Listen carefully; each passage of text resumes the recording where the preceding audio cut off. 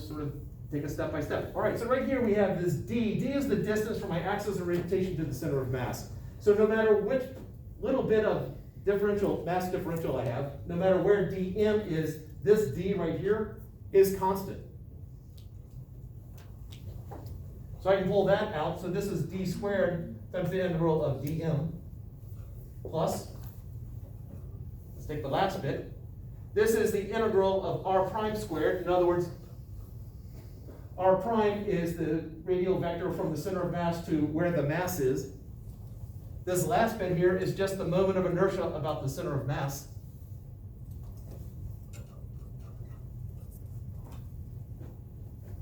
And this middle section here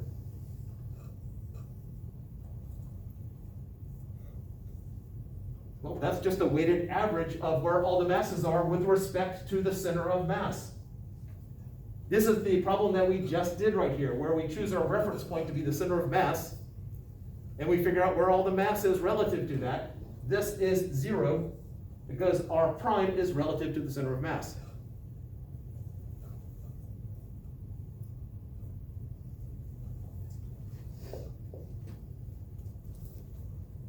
Here we have the integral of dm, so that's just the total mass. So I have the total mass, d squared, plus the moment of inertia about the center of mass.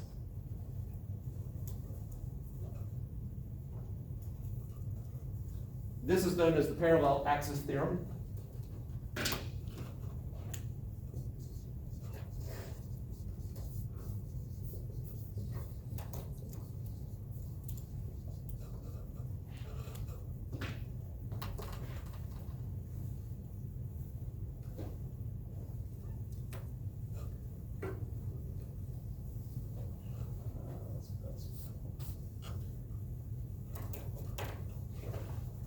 Questions there?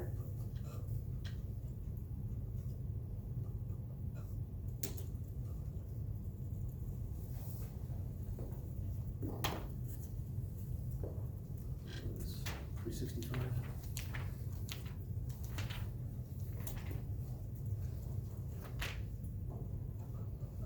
They do not. Okay. Yeah. Can you say again why the second term is 0?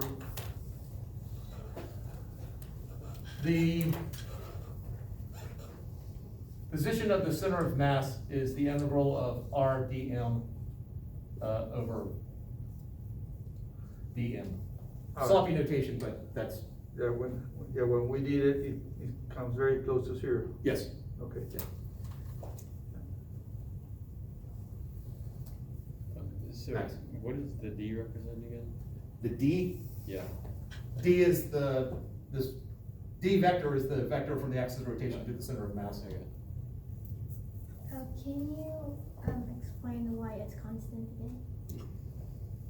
Because if I have an object that's rotating about some axis, we're not dealing with a situation where as it rotates, the axis changes. The axis is some fixed spot. The center of mass definitely is a fixed spot as long as this object is what we call a rigid body or nothing's hitting it. And so therefore, that is all that's fixed. Okay. What are the questions right now?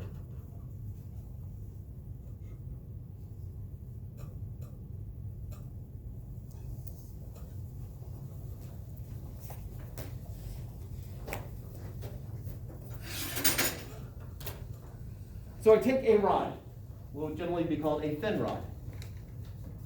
And if I wanted to know the moment of inertia about the center of mass, that's something I can look up. You can also derive it, but in page 365, it tells me that for the long thin rod rotating about the center, the moment of inertia about the center of mass is 1/12 ml squared,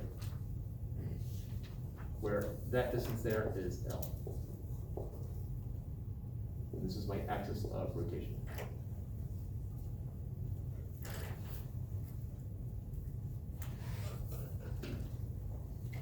If instead I had rotating about an axis running down the shaft there, then I would treat it like a cylinder.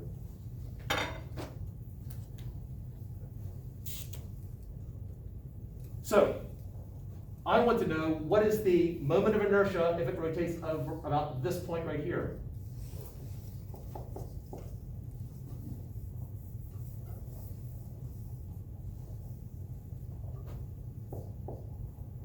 Well, since it is not rotating about the center of mass, I can use the parallel axis theorem. So I know that the moment of inertia will be the moment of inertia about the center of mass plus the mass of the disk, or mass of the rod, times d squared, where d is the distance between the center of mass and the new axis. So this is 1/12 ml squared plus m times, well, it's half the length. I moved my axis half the length of the rod, so that's half the length squared. So that's 1/12 plus 1/4 ml squared. Factor ml squared out, which is 1/3 ml squared.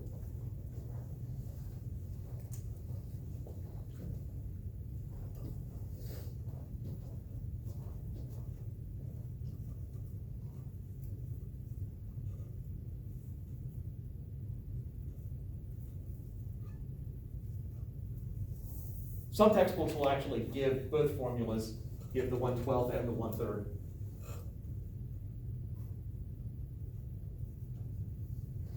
They did not, because they know you can derive it.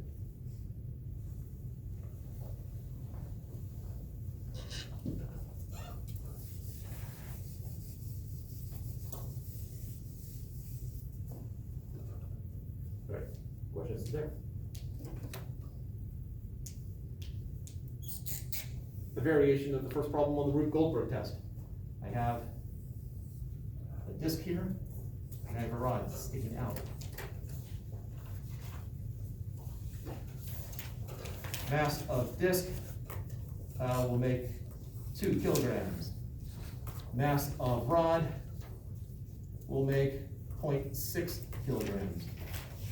Radius of disk, 0.3 meters.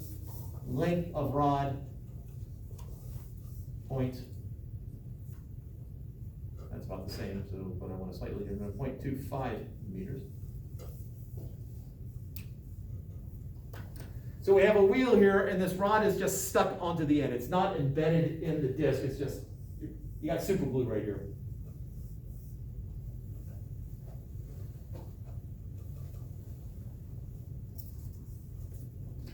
Now in the problem, it was rotating about the center right there. So the question is, what is the moment of inertia? I actually broke it down into parts. What's the moment of inertia of the disc, the moment of inertia of the rod, the total moment of inertia. There might have been another disc involved, but that's the essence of it.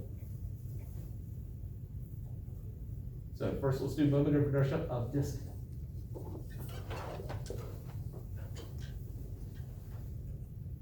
What is the formula for the moment of inertia of a disk rotating about its central axis?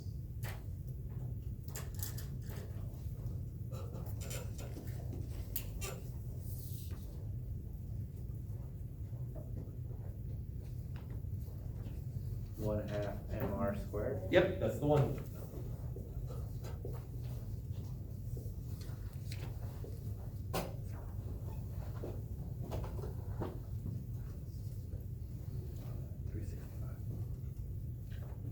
So plug and chug, 1/2 times 2 times 0.3 squared is 0.09 kilogram meters squared.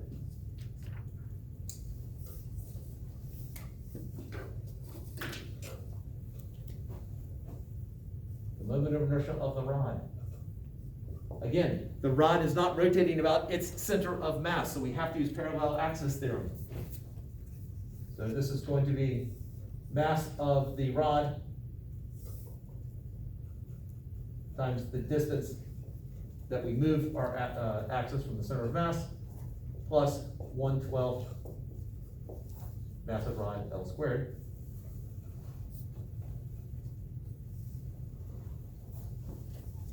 So this is 0.6 times D. What is D in this case?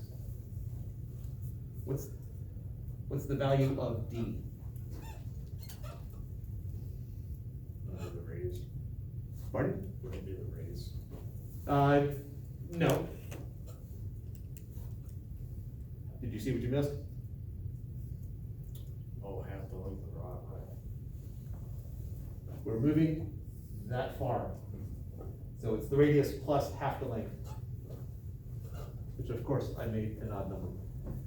So that would be 0.425 squared plus 112 times 0.6 times 0.25 squared.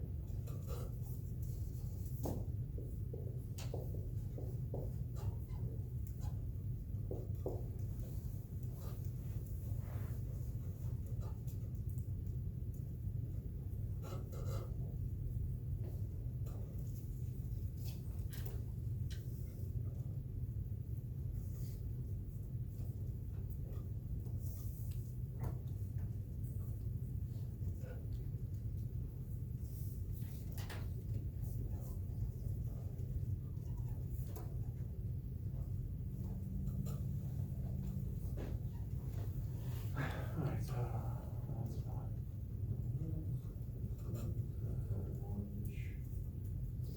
That's in the small number.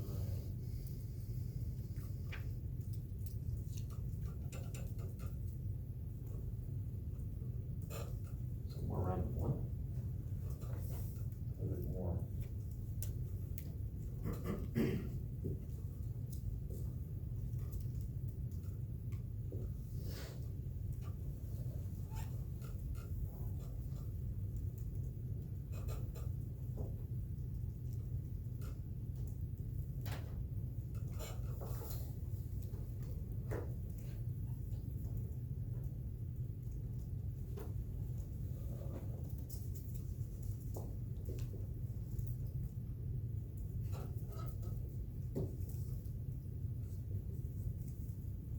What'd you get?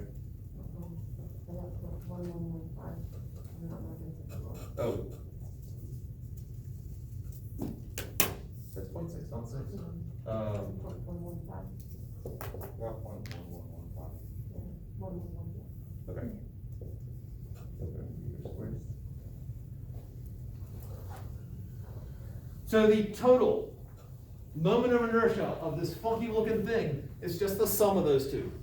So 0.09 plus 0.1115, assuming that's 0900, oh, it was. So 5, 0, carry the 1, 2, so 0.2015 kilogram meters squared.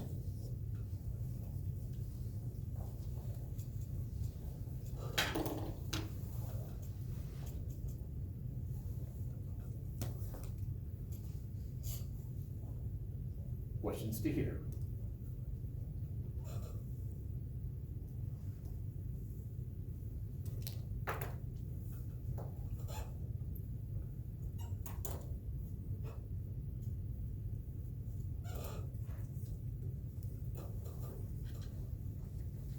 All right.